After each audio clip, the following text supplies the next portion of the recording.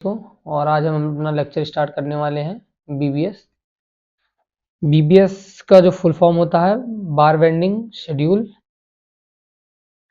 तो आज हम ये अपना लेक्चर स्टार्ट करेंगे बार बेंडिंग शेड्यूल, और जो भी आपको मैं बताया जा रहा है उसको एक प्रॉपर आप कॉपी में नोट कर लीजिए, ताकि आपके पास जो चीज़ें पढ़ाई जा रही हैं अब वो प्रॉपर आपके पास हो, और आप धीरे धीरे हम जो आपको क्लासेस हैं प्रोवाइड कराते जाएंगे और आप उनका प्रॉपर नोट्स बनाते जाएंगे, तो आप जो साइड पे बीबीएस का वर्क है वो प्रॉपर आप करवा सकोगे। ठीक है, चलते हम स्टार्ट करते हैं और समझते हैं कि बीबीएस होता क्या है। ठीक है, तो बीबीएस हमारा तीन सब, जो हमारा बी है इसका फुल फॉर्म होता है बार, और दूसरा वाला जो है बी मतलब बेंडिंग माने मोड़ना, और एस जो होता है वह हमारे शेड्यूलिंग होता है।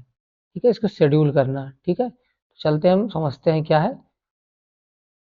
ठीक है, तो अब बार बेंडिंग शेड्यूल क्या होता है, तो बार बेंडिंग क्या होता है, एक प्रोसेस होता है।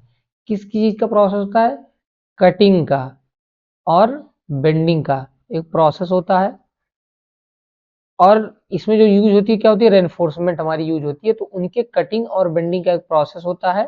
ठीक है, और उनको क्या करते हैं, एक रिक्वायर्ड शेप एंड एक रिक्वायर्ड शेप में उस बार को मोड़ने का एक क्या होता है, प्रोसेस होता है। ये हमारा क्या होता है, बार बेंडिंग। ठीक है, अब हमारा एक दूसरा टर्म आता है शेड्यूलिंग। क्या होती है, तो शेड्यूलिंग में क्या करते हैं हम उसमें इन चीज़ों की, जब हम बार बेंडिंग करते हैं तो उनमें क्या क्या चीज़ जरूरत पड़ती है, उनमें फाइंड सम वैल्यूज की, उनकी वैल्यूज फाइंड करते हैं। ठीक है, जो हमें अब बेंडिंग आपको समझ में आई, उसमें बार को क्या होता है कि किस शेप में उसको मोड़ना है, ये बेंडिंग द्वारा हमको पता चलेगा। ठीक है, बार बेंडिंग। अब शेड्यूलिंग में हम क्या करते हैं, जब हम बेंड कर लेते हैं तो उनकी वैल्यू कितनी है, कितने पे हमने मोड़ा, ये लिख प्राप्त करते हैं। फिर उनके लोकेशंस, कितने पे हमको मोड़ना है। ठीक है, और मार्क कितने पे करना, ये सारा चीज दिखाएंगे। टाइप ऑफ बार्स कौन सी हमारी यूज हो रही हैं वो लिखेंगे। ठीक है, साइज ऑफ बार लिखेंगे। ठीक है, ये चीजें लिखेंगे। फिर कटिंग ऑफ लेंथ ऑफ बार प्राप्त करेंगे। फिर नंबर्स ऑफ बार लिखेंगे। फिर बेंडिंग डिटेल ऑफ बार लिखेंगे। टोटल क्वांटिटी ऑफ बार निकालेंगे। ठीक है, तो क्या होता है, इन चीजों को क्या होता है, एक लिस्ट में लिखना, एक लिस्ट बनाना, ये हमारी चीज क्या कहलाती है, शेड्यूलिंग कहलाती है। ठीक है, अब समझ लो आप, बार बेंडिंग शेड्यूल समझ में आया। बार हमारी हो गई, समझ गए, रेनफोर्समेंट हो गई, उनको बेंड करना, और उनकी बेंड कितने शेप पर करना है, कि कौन सी टाइप की बार्स लगेगी, साइज ऑफ बार, ये सब किससे मिलेगा, आपको मैप से मिल जाएगा। जो आपकी साइट में स्टील का जो ड्राइंग आएगा तो उससे सारी चीजें हमको निकालना होता है। ठीक है, तो इनको निकाल के एक प्रॉपर एक फॉर्मेट में लिखना होता है। तो इस चीज को क्या करते हैं, हम शेड्यूलिंग कहते हैं। जो शेड्यूलिंग में जैसे हमने लिखा है, listing of bar is known as scheduling. तो listing of bar is known as scheduling. ठीक है, उनको लिस्ट करना ये हमारा कहलाता है शेड्यूलिंग कहलाता है। ठीक है, अब ये बेसिक बेसिक चीजें आप थोड़ा पढ़ लीजिए, उसके बारे में हम आपको साइड पे जो भी चीजें रहेंगी उसके बारे में समझाएंगे, और प्रॉपर कटिंग लेंथ आपको बताते रहेंगे। ठीक है, तो अब बात क्या है कि अगर भैया हम ये चीजें पढ़ रहे हैं तो हमें क्या एडवांटेज है ये समझते हैं। ठीक है, तो हमारा ये क्या टॉपिक है, advantages of bar bending schedule. ठीक है, तो बार बेंडिंग शेड्यूल के एडवांटेज क्या है ये पढ़ते हैं। ठीक है, तो बार बेंडिंग अगर हम शेड्यूल पढ़ते हैं तो उसमें क्या क्या चीजें हमें मिलती है, उसमें हम क्या कटिंग लेंथ निकाल लेते हैं बार्स की। ठीक है, बेंड कितने पे करना ये हमको पता चल जाता है। रेनफोर्समेंट हमें कितनी लगनी है ये सारी चीजें पता चलता है।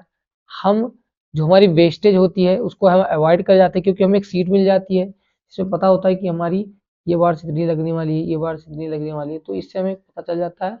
और उसके द्वारा हम क्या करते हैं, हम प्रोजेक्ट की कॉस्ट को सेव कर पाते हैं। ठीक है, ये समझ में आ गया।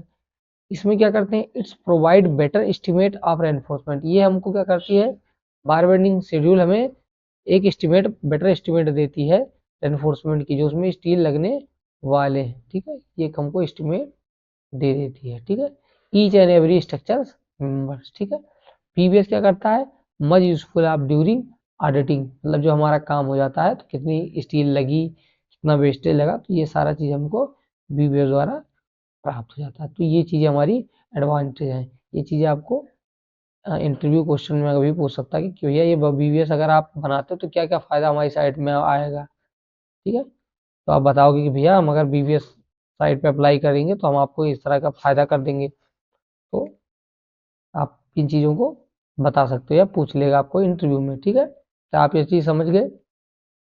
अब चलते हैं हम नेक्स्ट टॉपिक पे। तो नेक्स्ट टॉपिक है कि स्टील ही क्यों यूज करते हैं भैया, स्टील के अलावा कोई दूसरी चीज़ क्यों नहीं यूज कर सकते, सोना चांदी ये सब क्यों नहीं यूज करते एनफोर्समेंट के लिए, ठीक है।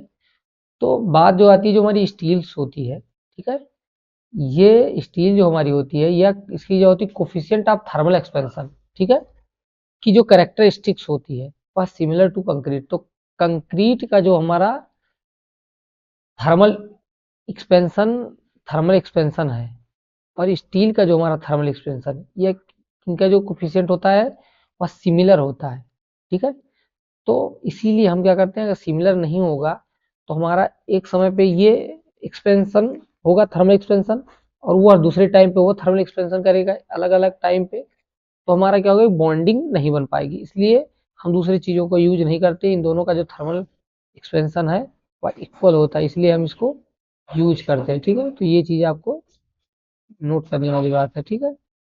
अब आता good strength for economical design of RCC structure, मतलब इसमें क्या होती है, गुड स्ट्रेंथ देता है आरसीसी स्ट्रक्चर के लिए, एक गुड स्ट्रेंथ हमें प्रोवाइड करता है, ठीक है। ये चीज आप ध्यान देने वाली बात है।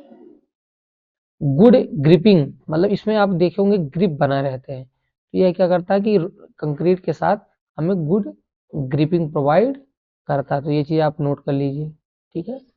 और गुड बॉन्डिंग भी हमें प्रोवाइड करता है, ठीक है।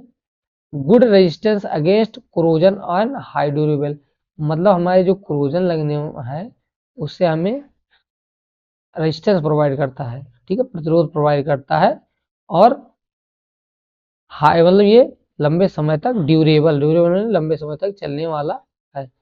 यह क्या होता है, गुड बेंडेबिलिटी, उसमें बेंडिंग की जो क्षमता होती है वह ज़्यादा अच्छी होती है और इसे किसी भी शेप में हम मोड़ सकते हैं, तो ये चीज़ें इसकी खासियत होती है, ठीक।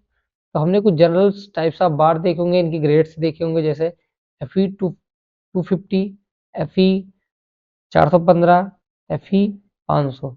FE मतलब आप समझ रहे होगे आयरन के लिए लिखा जाता है FE, ठीक है। तो इनके ग्रेड्स हैं, ठीक है। तो इन चीज़ों का आप ध्यान रखें और नेक्स्ट लेक्चर में हम आपको BBS के थोड़े और इंट्रोडक्शन टॉपिक्स हैं उनको पढ़ाएंगे, उसके बाद में हम चलेंगे BBS कैसे कैलकुलेट किया जाता है, वो सारी चीज़ें हम आपको बताएंगे। तो आप लेक्चर देखते रहिए और एस्टिमेट की भी आपको लेक्चर मिल जाएंगे, तो धीरे धीरे आप थोड़ी थोड़ी अभी पढ़िए, धीरे धीरे आपको लेक्चर इंट्रोडक्शन है उसके बाद में आपको पूरा लेक्चर प्रोवाइड किया जाएगा और अच्छे से आप कैलकुलेट कर पाओगे। अगर कोई डाउट है आप तो हमसे पूछ सकते हो, ठीक है। Thank you for watching this video, और हम आपको साइट पे भी इन चीज़ों को जो BBS हम आपको बताएंगे वो साइट पे भी आपको ले चल के दिखाएंगे, तो आप उससे भी कोई क्वेश्चन होगा तो पूछ लेंगे, ठीक है। तो धन्यवाद।